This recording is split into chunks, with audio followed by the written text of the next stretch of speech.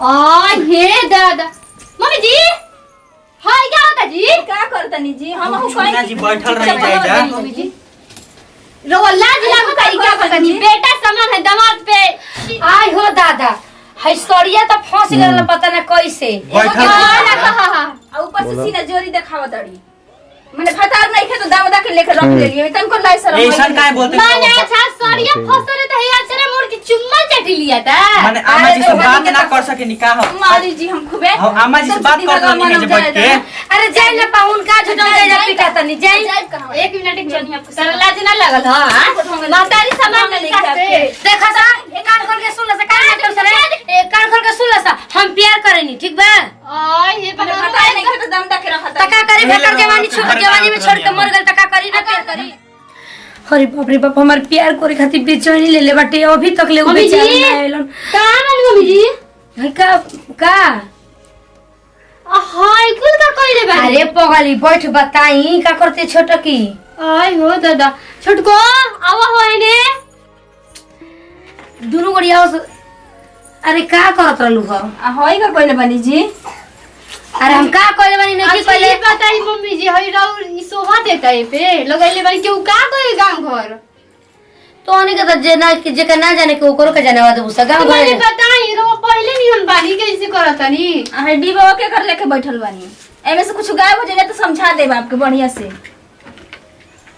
हे कुल देखो तो मन तो आने के हम खा तनी रे डिबा वाले के बैठल बानी तो ए मम्मी जी पूछे के ना चाहिए जी आपको मैंने शोभा देता जी एकदम लाई शर्म भर के पी गल ले बानी का एकदम हमनी हाँ, के ये भगवान भगवान। के रखम ना ई का फोटो से रे? मुड़ी उठाए ना के छोड़म अरे हमर जब नए हमर मरद मर गेल बा अभी हमर कोनो एथु भइल ही नहीं खे विधवा का मतलब समझी ना कैसे रहल जाला रवा तनको समझ में नहीं के आवत ऊपर से लिपस्टिक है इसका लगता है कि देखी तो का लगता कि गाना ना जाता नहीं होगा ने सजल बजल बानी एगो कान सुन स हाला मत कर स अब पाहुन उतर ना जाके दुनो गोड़ी सर दने थू का वहां के आवत नी हां होई सन झाड़ बारे में एक हाय खाती हे कोई भगवान, ससुर अरे के तो- गाने बिया एक खाती तो वहां के नहीं जानत कि बाबूजी नहीं की दुनिया में उहो देखम ना तो चार गो गाड़िए देई बाप के एकदम लाई शर्म होई अरे तोहनी के तब दूसरे सोचा बुसा हमर डीबा लेके जात नहीं हमर डीबा छुअल मत करी अब देख लो ए जान है एगो डिबा ला भइल बारू ओइ पत्ता देखाव तारू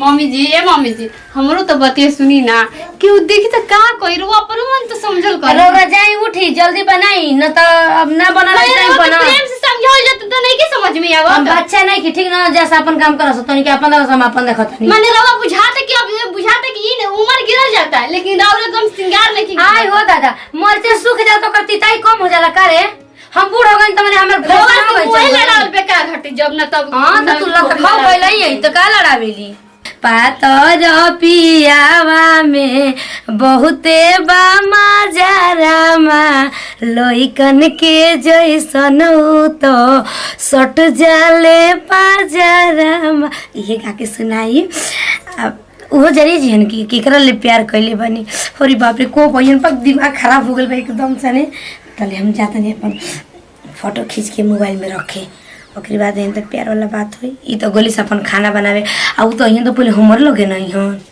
बतावा हो बुढ़िया के तनको लाज नहीं खिलात एकदम बुझाते कि लाज है तनको एकदम पी गुल बिया घोर के एकदम हमके इज्जत एकदम बेपानी करा के रख ले बिया और सही बगल में की चाची देखली ना तो कहत रही ना कि का हो बुढ़िया के समझावे रुजरा पगला गुल बैठ क्या बूढ़ा मरलन तो लेकिन क्या सुनाता कहाँ कतनो समझाओ आदमी बुझाते पगला हमरा तो ये शौक होता ना कहीं प्यार और के बुढ़िया चक्कर में तो नहीं के ना पड़त लेकिन ना ऐसा नहीं के हो सकत का जी दीदी अकेले का बरबरात नहीं जी का कहिए छोट को दिमाग हमर पगलाइल रहता बुढ़िया के रहन चल देख के का जी हम देखला ना कतना लिपस्टिक मरले भाई चटकार तनको लाज शर्म लागत है अब बाबूजी नहीं भगवानों से नहीं की डेरा तो आज जब बाबूजी हो तो कितना शिकार करत हो जी बाबूजी रहे ना तू का जानबू बाबूजी नहीं तो एक लोटा पानियो ना बुढ़िया देते रहे बुढ़िया तो मनावत रहे कि बुढ़ा मर जाओ एगो बात बताई आवत तनी जी नंदोई जी तो सच धज के बैठल बनी उन्हीं के दिखावे के बका अरे कुछ ओकर मन में बुढ़िया के का चलता की जानता हो ना जी हमके कुछ उल्टा लागत है ठीक ना ना तो बुढ़िया कब सजेली ना ए बराबर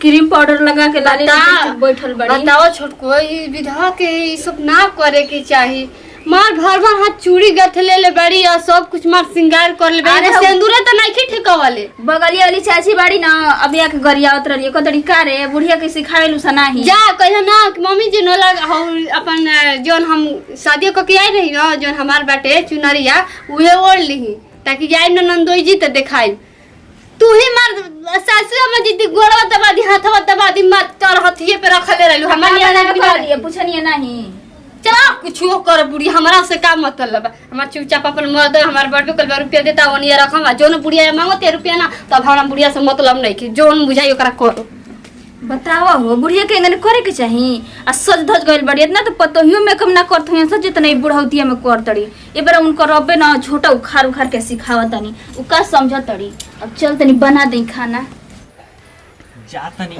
एबरा अम्मा जी बोलैले बड़ी लगा त कोनो स्पेशल बात बा ना दिन ले याद ना करिए चल एबरा स्पेशल बात कुछ बोलैले आ कोई दिन ले लगा त कि सारो हमर नहीं हस कहत रहली अम्मा जी सार गइल बना जा कमाए चलो दूगो सर हजो बाड़ी जा कोई दिन ले मजा नहीं खेली आई एक ही बीवी से परेशान हो गइल बानी क दिन ले झेली चल एबरा सर हजो ले मजा ले लियल जा इतना गुस्सा आवत ना कि का बतला हम बोलब ना बाप रे बाप दिमाग खराब ताकत ई बेरा हो गइल आज जानो तो हाँ बाकी ऊ का जानतो ना कि प्यार करे के बा हमके तो कुछ और ही बीमारी धइले बा अच्छा वो जानिए जाइए देखो कब आवेला अम्मा जी गोड़ा तनी अम्मा जी खुश रही अरे का जी का करी लेट हो गइला तनी आवे में काहे मने कुछ खरीदे और देले के खरीदे लगनी है का अरे नहीं और घर इतना दूर बा रास्ता से तो रास्ता में आवत आवत लेट हो गई बरतिया जब लेके आए रहनी तब ना कहनी तो का करी और बोलेरो से रहनी है ना हाँ अभी तो बस ले आवत नहीं ये बात कही जी बोली ना हम यही खातिर ओरा के बोलनी है ना अरे जान जे न कि ओरा के ताकत दे तो हमर मन हो जागल हवे जननी एगो बात कहीं पाउन खिसियम ना अरे बोली ना खिसियम का है कोई कि ना खिसियम ना अरे हम काहे खिसियाई बोली ना सही के खिसियम ना अरे ना खिसियाई बोली ना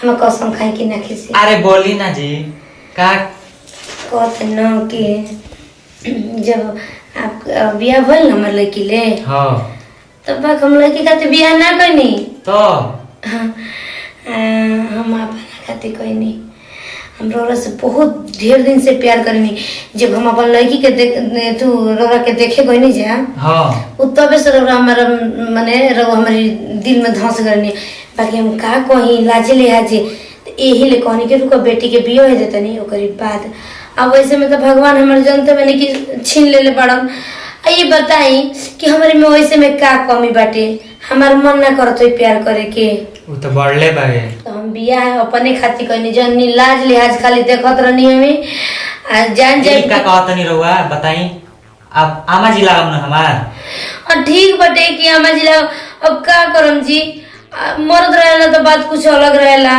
अब बताई ऐसे ही हम तड़पत रही अब देखिए हम आपसे करम तब गांव समाज के लोग का कही कुछ ना कही रौरा बस जानम हम जानम हम बेटा समान बनी और तो हम जानत नहीं कि बेटा समान बानी लेकिन अब रौरा ये सब मत बताए ना कि बेटा समान बानी तो रौरा मातारी ये सब बातें मत बतियाई बस हमारे रौरा से प्यार करे के बाद तो करे के बाद रौरा का कहता नहीं बताई करम कि ना करम रौरा का सोचता नहीं का मैंने प्यार करम कि ना करम ये बताई देखिए और अबे भाभी लोग देखे जाता है का कहे जा और लड़की पका दी थी बताई हाय अरे का बीती ऊ का जानो तरी सो एगो कान खोल के बात सुन ली एक तो मने चलिए गए बड़न अब का करम प्यार अभी है आखिरी बार हमारे तू बाटे अब हाँ या करी या चाहे ना करी अब लास्ट बार बोल देता नहीं हमसे प्यार करम कि ना करम ये बताई मैंने ये बताई प्यार करम कि ना करम आखिरी बार हमारे बाटे सोच ली न तो इतना बाढ़ आयल बच्चा के जान दे दे वही में पानी में कूद के मर जाए सोच ली का कहते नहीं वो जान देबे कहते नहीं अरे हम बूढ़ बनी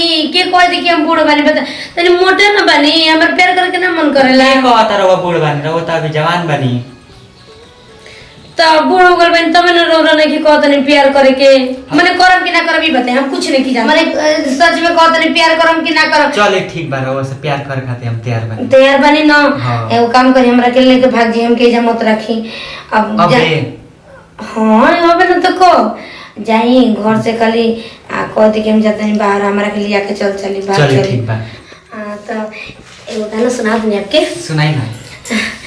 जाता र परदेश बलमुआ हमके घर में छोड़ के, जाता र परदेश बलमुआ हमके अकेले छोड़ के, तो तनी जाए से पहले खा लो उठलाली से रोटी बोर के, तनी जाए से पहले खा लो उठलाली से रोटी बोर के।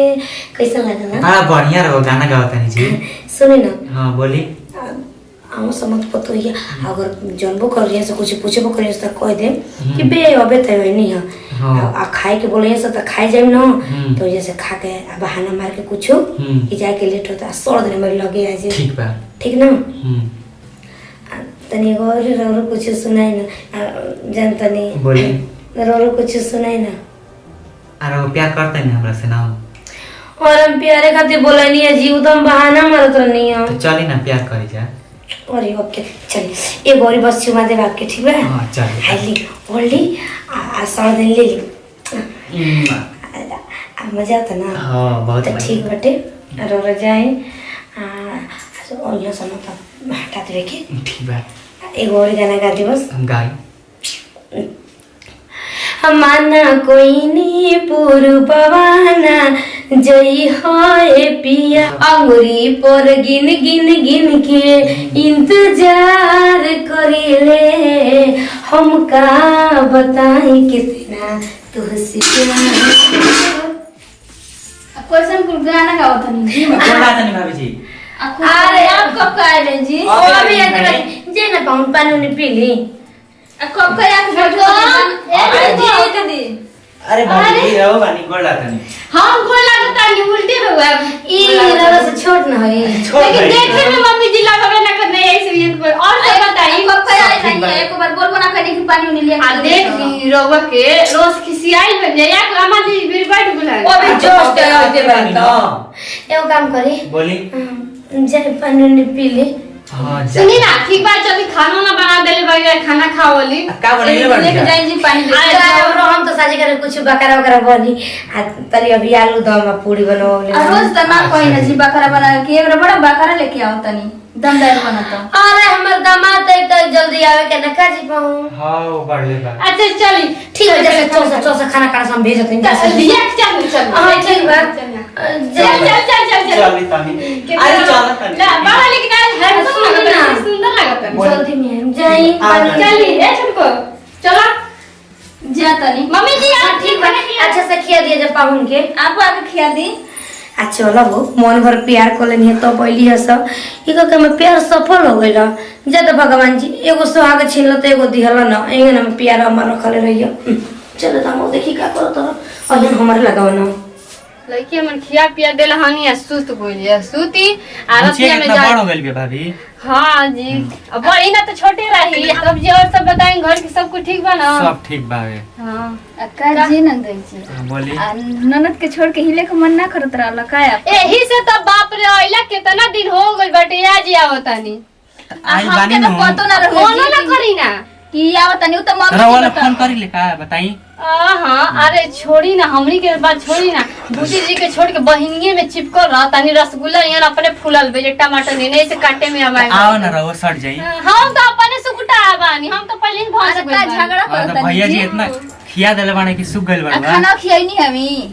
अब पहले से बुझाता कि एक रहने चाल बदल गइल बाटे। अब का दाम बदल। लग जाता कि बेटा में उखल जाता नहीं बनल जाता अब नहीं। खा तनी रसगुल्ला त मनवा चेंज ना होई जी। अरे पूछे के बा हाँ तो दाल भात से मन भर जाला ना तो पनीरों पे कबो ध्यान दिहल जाला उहे इनकर हाल बाटे।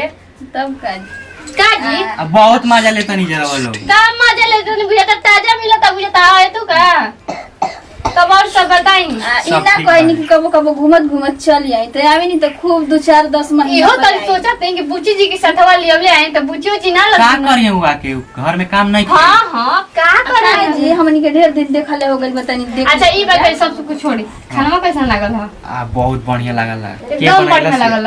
हां लेकिन आर मौगी से कमे ना लागत होई। काहे कब कितना कुछ बनावे त हमनी से बढ़िया कम बनाई हैंडसम नहीं लागत ऊपर से चकाचक लागत ना। और सब बताएंगी काहे बुझात कि कितना एकदम दुबरा सुखाई। रहुआ दुबराइल बानी। अरे हमार छोड़ी ना, हम तो एगो लड़की के जन्मा देले बानी तो ऐसा हो गइल बानी। और रउआ त अभी जन्मावे के तैयारी करत बानी। अब बबुआ और एगो ले आई एगो तो जन्माइए देहनी आ दूसरा बार हलुआ खिया के तैयारी में लगल बानी कि अभी बा गड़बड़ कुछ। दूसरा का नंबर रहुए में लगा दी। मम्मी अपन बहिनिया में लगाई ना, उमा में शोभा दी। अजय दीजिए दीदी अब छोड़ दी अब एकदम से ऐसे न कहल जाला कि अंकिता के बहिनी बड़ी रसदार भतर खोजे गली गली में। सगर मोहल्ला में हल्ला होता, मचावत ताड़ी धूम लगा टोला मोहल्ला में। राउर बहिन त एकदम उड़ा ताड़ी। अजय दीजिए अब ढेर मत लजवाई लरुआइले ने काहे भइल बानी सुनी रउआ। आप लोग जाता नहीं, हम मम्मी जी से तनी अजय बात जय कर जय ली। मम्मी मुझे बोला ठीक बाटे जाई। अब ये मेरा जाऊं के बा हमके जाए के बाद जाए अजय दिन रहती जी काय अभी नहीं जाए के बा, ये मेरा घर केहू नहीं खे। रोहने की जात बेचैन कइले बाड़ी जाना। हाँ, पूजा बाड़ी ना बेचैन कइले बाड़ी।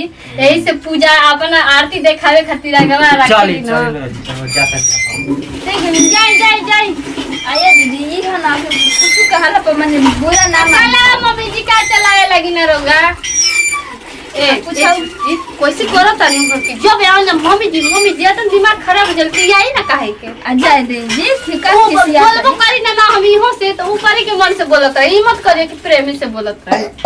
का हमें तो छिछियाद रही। अच्छा ठीक बा अरे चल मम्मी जी ना बड़ी आलू दम पे बड़ी जुगाड़ मारी ना। मैं खा जी सब्जी है। चले के दवा रख ले ठीक बा। जाके ना तो तुम छुपा के रखा, हम कुछ के तल लेके आवत है। बेटी खुशी से चल रही है।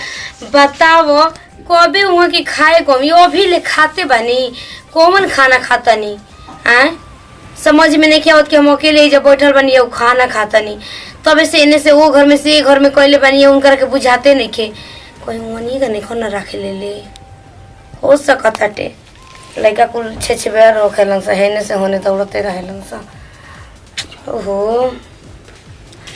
अरे अम्मा जी हे जा बैठल बनी का रहुआ कहाँ ले खोया तनी रहुआ के का खोजता नहीं पौलर नहीं आलू तो मारो सोचनी कि समेटे दो बढ़िया बन रहला त का करी तनी खाए लगनी। वही ले हम इशारा करते रहे कि हम जल्दी तो ना बुझात रहलो।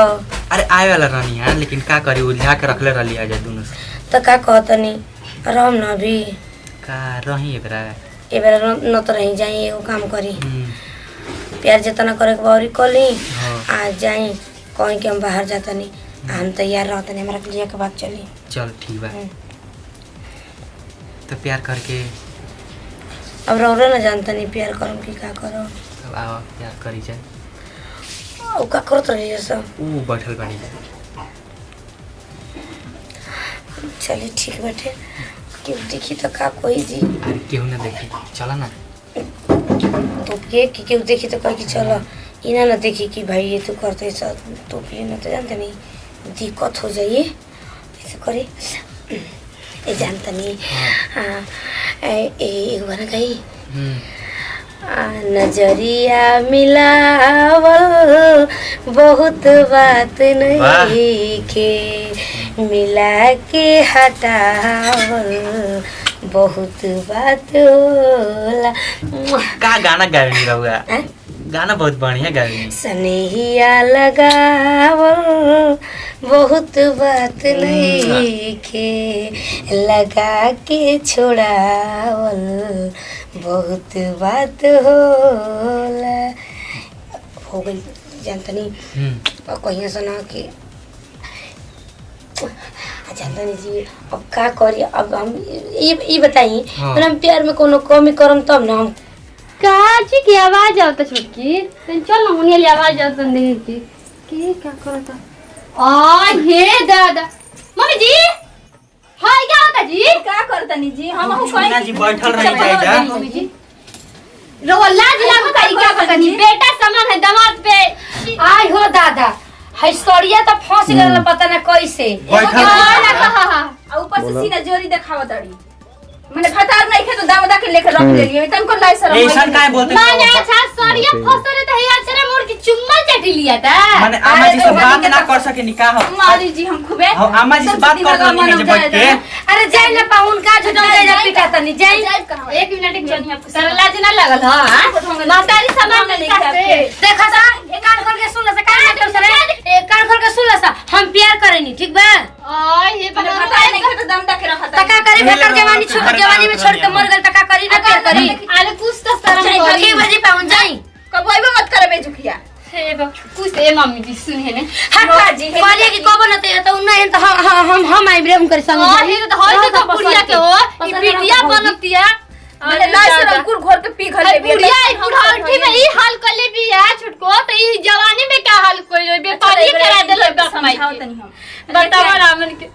हाँ तू जा अगल बगल तो तना मरते बड़ी सन ये बुढ़ांटी सुनी है सुनो अगल बगल की बुढ़िया हंसी से करते तो हम एकदम मुंह में मर करके पता दिए मुंह में ताला बंदिए कह के रखे के बा अब फोन पर हम समझे सलाह करम कैसे क्या करी।